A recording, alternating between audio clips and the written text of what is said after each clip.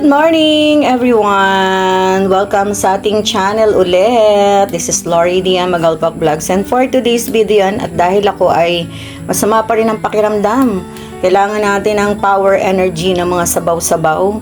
Ayan, so magluluto ako ngayon ng nilagang pork. Yan, nilagang baboy. At ang ginagamit ko ay pork chop kasi gusto ko yung maninipis lang yung taba. So ayan, meron akong 1 kilo, 1 point, I don't know, basta lagpas ng 1 kilo.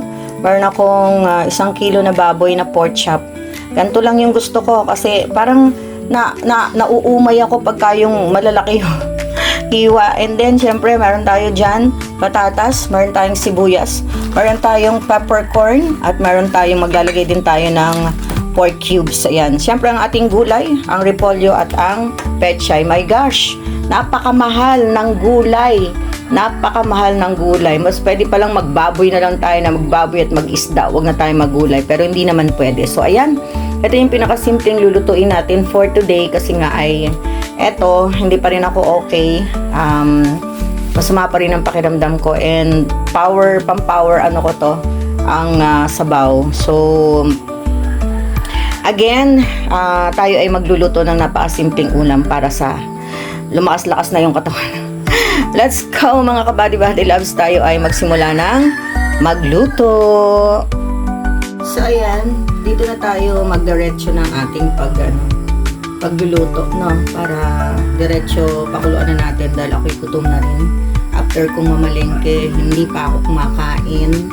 Kaya, let's go. So, maglalagay tayo ng mantika. Uy, wala na tayong mantika. Lagay tayo ng mantika dyan. Pinaman marami. Yan, tapos papainitin lang natin. Sana yung ating sandok dito. Ito nang gamitin natin yung isa na stainless. So, ayan, mainit na. So, magigisa na tayo.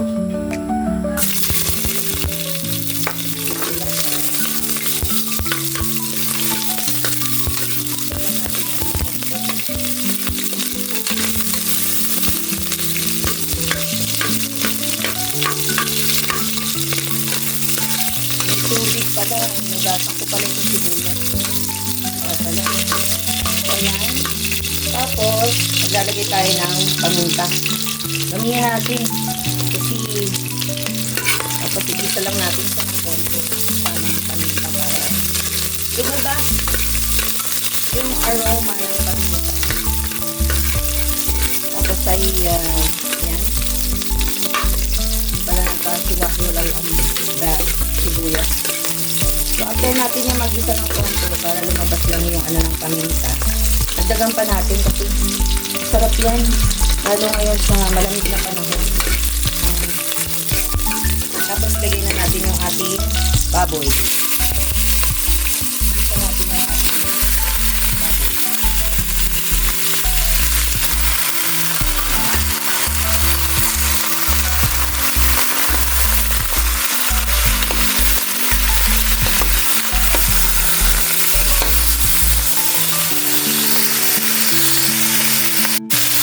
Natin sa tabi. Ayan, lagi natin yung kaibigan, ang tabi.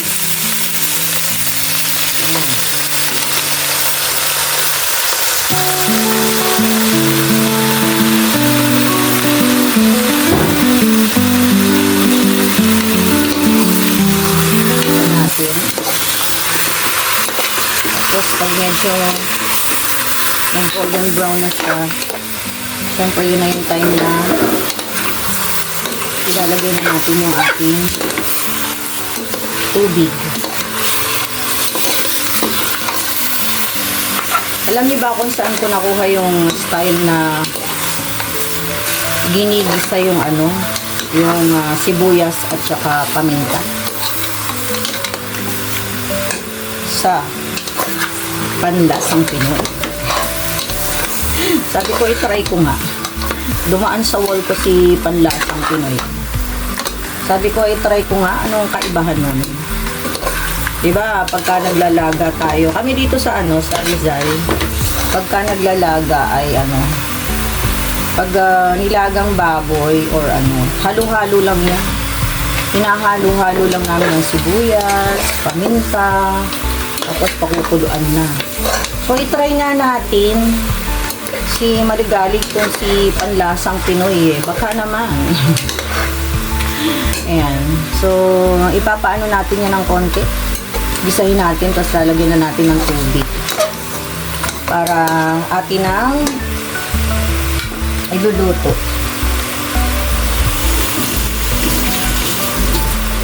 So, ako, yung ano, yung aking, hindi ko alam sa inyo kasi ako, yung aking patatas, pang ano lang yan eh, para lumapot yung sabaw. So, ilalagay ko na yan dyan. Tapos, magtitira lang ako ng ilang piraso. Tapos, yung the rest ay, ano, dinuduro ko siya para malapot yung ano. So, isama na natin tong patatas natin. Ayan.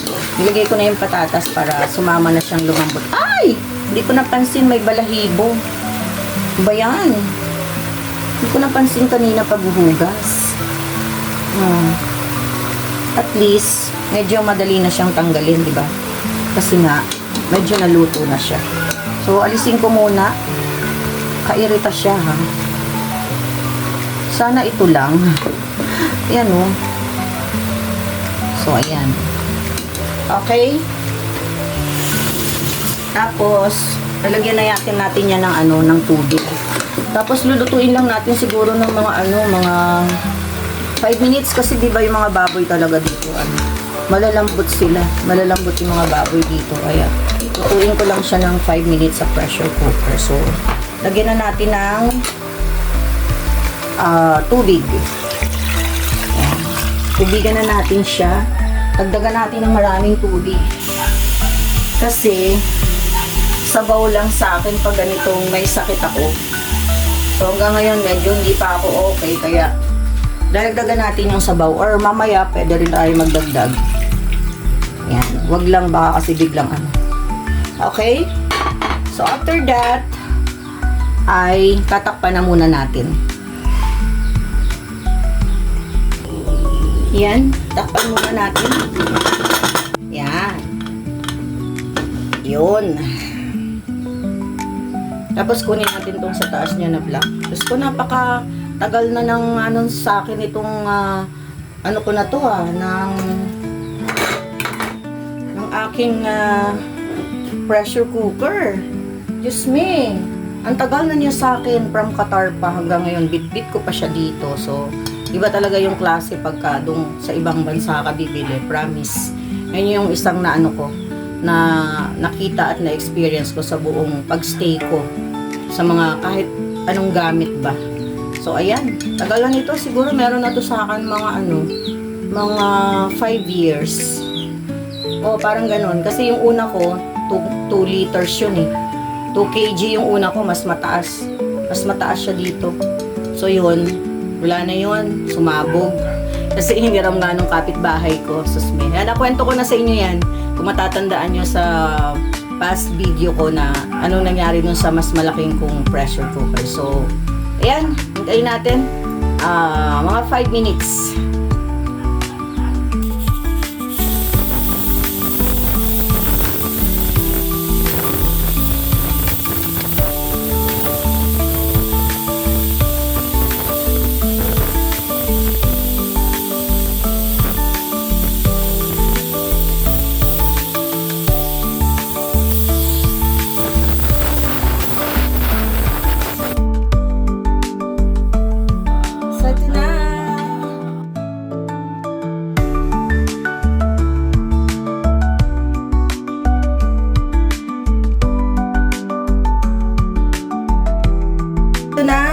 Malambot na siya.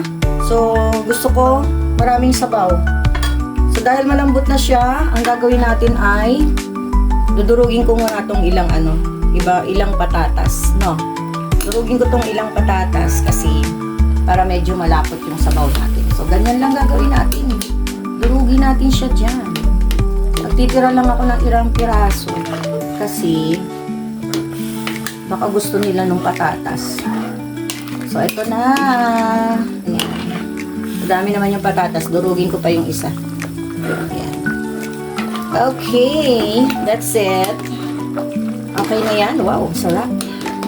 Gusto ko nang humikop ng sabaw. So, dahil dyan, ilagay na natin yung ating repolyo. Hala, dapat siguro lagyan muna natin ng maraming sabaw. Kasi,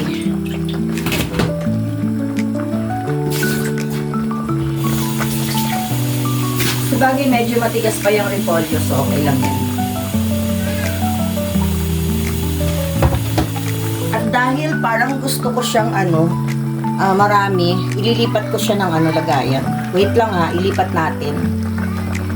So, ito na, mga kabady loves. Nilagyan ko siya ng dinagdagan ko siya ng teka, ibang gamitin natin. At, naku, magagasgas yung ating,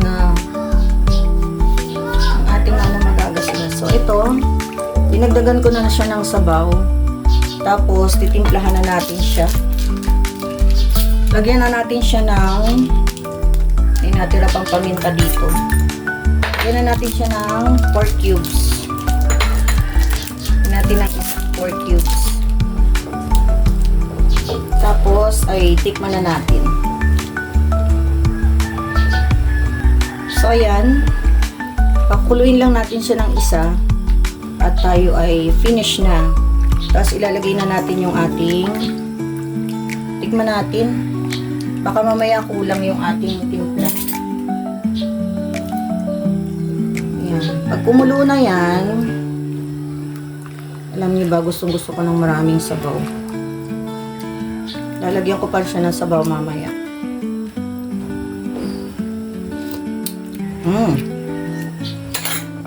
Medyo matabang. May kulang. So, lagyan natin ng asin. Lalagay tayo ng asin, guys. Mga kabady-body loves. Mukhang natulog na naman yung asin natin dahil alam niyo naman tong bahay ko open tong kusina ko, kaya pagka umuulan ay nagmo-moist ang asin. So ayan, ang daming sabaw. Sarap. Tikman natin.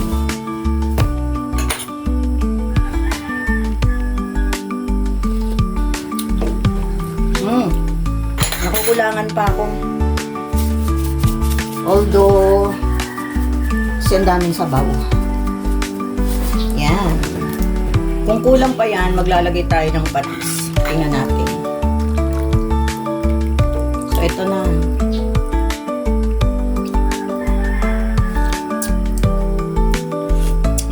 Ayun. Okay.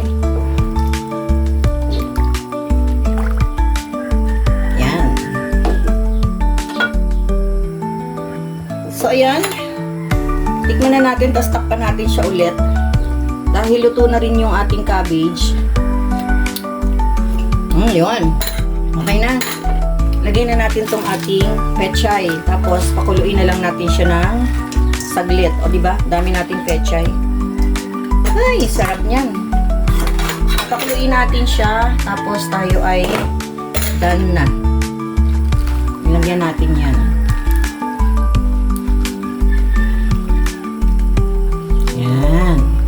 Uy, daming gulay, di ba? Sarap niyan. At ito yung ating baboy na hindi kalakihan ng taba para hindi nakakaumay. Di ba? Pero hindi siya nakakaumay. Tsaka merong konting buto ba? Yan. So, takpan muna natin yan. In 2 minutes, balikan natin siya. So, ayan, mga kabady-body loves, gumulo na. Ang dami nating gulay, di ba? Ang dami nating sabaw. Oh. So, pwede na natin yung patayin kasi para yung init na lang ng sabaw ang magpapalambot lalo sa ating pechay.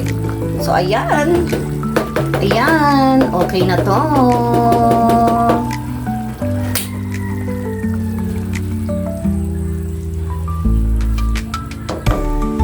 Eto na, mga kabady-bady loves, ang ating nilagang pork. Ayan, tayo ay kakain na. Ang sarap-sarap ng sabaw niyan.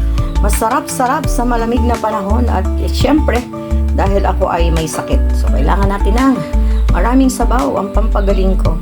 So, thank you so much everyone sa mga sumama sa ating video upload for today. Ang ating nilagang baboy. Pero pork chop yung ginamit ko. Bye everyone! God bless and I love you all. Bye!